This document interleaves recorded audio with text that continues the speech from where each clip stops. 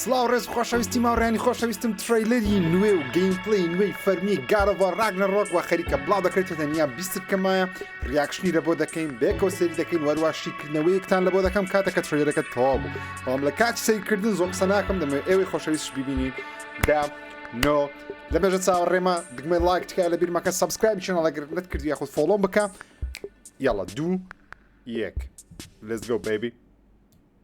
Hello, it's Jay from Game Informer. Okay. God of War games are known for their expressive, gritty action, and Ragnarok looks to be no different. In fact, two lead combat designers told me their process is inspired by a badass studio catchphrase, play with your food. And you can see how Kratos lives up to that philosophy, grappling ledges with his blades of chaos and launching opponents with the two new dauntless and stonewall arm shields. Atreus assists the war effort by stunning with arrows, destroying obstructions, swinging his bow, and summoning spectral allies like in the last game. One big change that's pretty easy to miss unless you're playing is the new ability mapped to the triangle button. By holding or mashing triangle, Kratos activates his weapon's signature move. Depending on whether he has a Leviathan axe or Blades of Chaos equipped, Kratos can infuse his steel with ice or fire. These elemental moves, called Frost Awaken and Whiplash, do extra damage by freezing or incinerating enemies. Even though you're an unstoppable ball of rage, one combat designer cautioned that we shouldn't play with all our food. Some food can eat us pretty easily too. Want more info about the new reptilian creatures called Grims or some of the playstyles you can experiment with? Go to GameInformer.com/GOW Ragnarok and be sure to stay tuned for more God of War videos. Come on. Gameplay ما في بشاندا. اوكي داتسي نوندر او كريت مشكلة منيا بارا بيدا او تكستا بس قلت عن فيديو وعدي فيديو تندا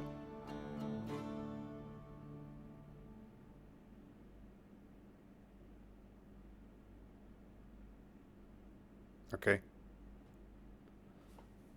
تبو نري خلاص وات هرا وندابو It is Friday, September 2nd.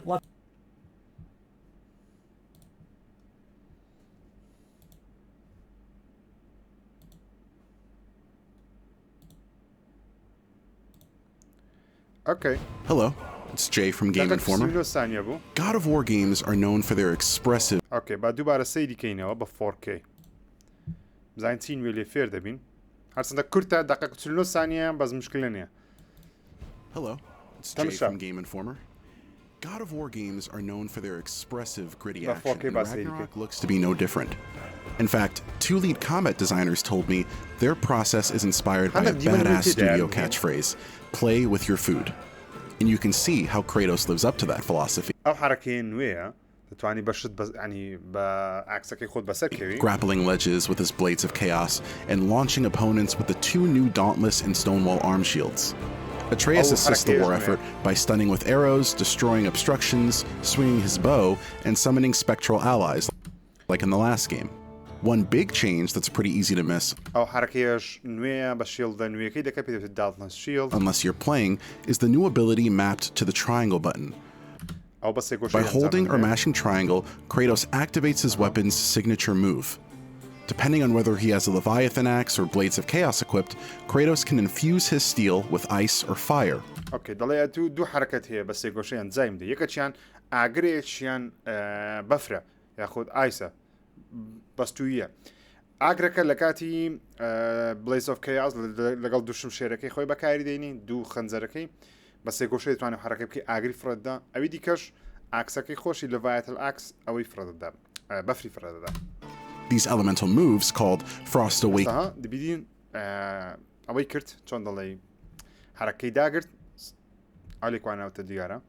and Whiplash, do extra damage by freezing or incinerating enemies.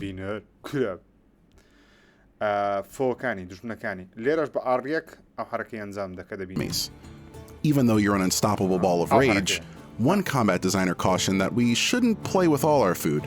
Some food can eat us pretty easily too.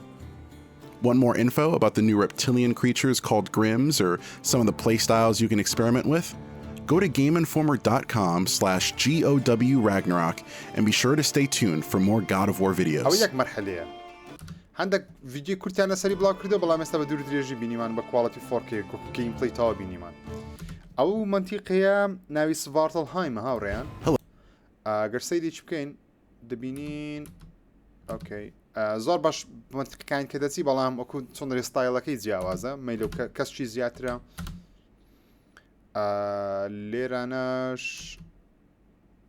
تێکچەری کە ناوڕێن تێکچەرەکانی زۆر زۆر جوانە کەی بازیاتە تەمەشایکەم زانسیت کەتی فێر دەبین لێی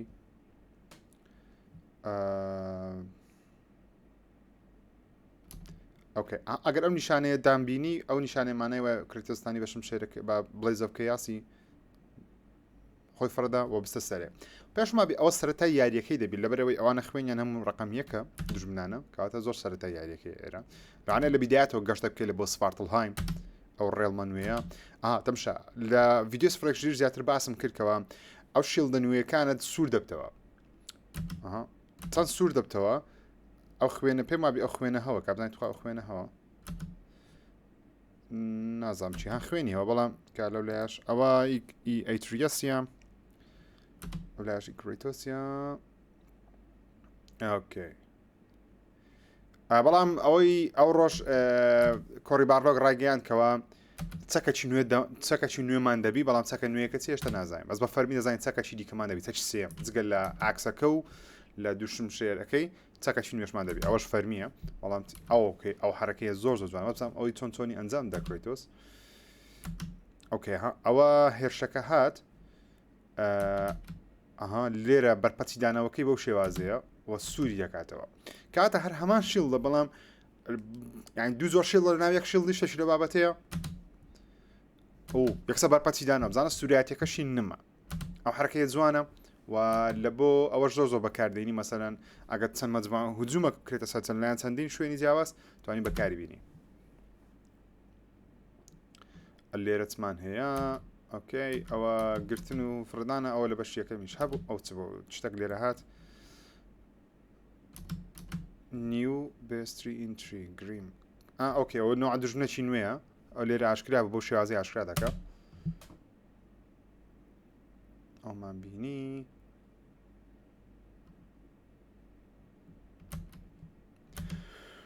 ئۆکەی جوانە بەرپەچی دانەوە ئەو بەرپەچی دانەوەش زۆر زۆر جوانە یعنی ئەو هەر هەمان دیبەنە بەڵام بە دوو شێوازی جیاواز یەکەمیان تەنیا فڕێدا ئەو جارە شیڵدەکەی خۆی لە زەوی دەدا و دژنەکان نازانم دایان کوژی یاخۆ تەنیا پاریان پێوەدەنێ پوشیان دەکە پێم وابی دایان کوژیش یەکسەر ئۆکەی تەماشاکەین بەخۆی پێشترێک ئەیتریاس دوو ڕەنجی هەبوو شین و زەرد دوورانچی هەبوو بەڵام ئەو جارە ڕەنگە مۆرە پێم وابی نوێیە لەبەرەوەی لەو جیهانەی ڕەنگەی مۆر نیە دەرێ مۆر شینەشی مە لەو کەسکە ئەو ڕەنگە نوێیە ئۆکەی ئەوانە شتیش فڕەدەن ئەوە کریتۆس بە تیرەکانی ئەو شوێنانی لە بۆ کریتۆسی دەکاتەوە تاوەکو هجووم بکە تەنیا یەک سیکوێنسە ترەیلەرەکە دوور درێژ نییە بەڵام سەر زات شە بەڵێ زیاتر کۆمباتی یاریەکەمان نیشان دەدا لەو سڤارتڵ هایمەی بەڵام زیاتر حەزم دەکرد ئازگاردی ببینم بەڵام دیارە ئازگاردیان هەرگرتیە لە بۆ پلیستیشن شۆکەیس ئۆکەی ئاوڕێیان ئەوە ترەیلەرە نوێیەکەی و گەیم پلەی نوێیەکەی گارۆڤاری بوو خولەکێک و 39 سانیەیە ئەگەرتانێت بە خۆتان سەیری بکەن لە گەیم ئینفۆرمەری هەیە وەرە ناو گەیم ئینفۆرمەر لەوێندەر سەیری بکەن ئەوە خلاص بوو فێرز و گارۆڤار سڤارتڵ هایم لێڤڵ ئۆکەی سێ ڕۆژی دیکەش تەشکە بڵاو دەکەنەوە what the hell لە هەموو پێکەوە بڵاو ناکەنەوە نازانم سێ ڕۆژی دیکە زیاتر باسی سڤارتڵ هایمی دەکەن ئەو ڤیدیۆ تەنیا کۆمباتێکی کورد بوو وەتە سێ ڕۆژی دیکەش هەندێک زانیاری دیکەشمان لەسەر ئەوەی بەدەست دەکەوی کە پێم وایە دەمانێرنەوە کەوەری بازمیهیم شتێکی نوێ فێر بووین هەر باشە بزان پلیستیشن بەخۆی بڵاوی دەکاتەوە پلیستیشن بەخۆی بڵاوی ناکاتەوە پلیستیشن بەخۆی بڵاوی ناکاتەوە مهم ئەوە نوێترین ترەیلەری گارۆڤار راگنەڕۆکی بووی سێ ڕۆژ دیکە شتەشکە هەیە بەڵام نازانم ئەویان ئاها بەو شێوازە دەکەمە ڤیددیویا خودیان لە بەرنامە سپرەژیری باس دەکەم چاوتان ماز دەکەم تا ڤیددیو یات و خواتان لەگەڵ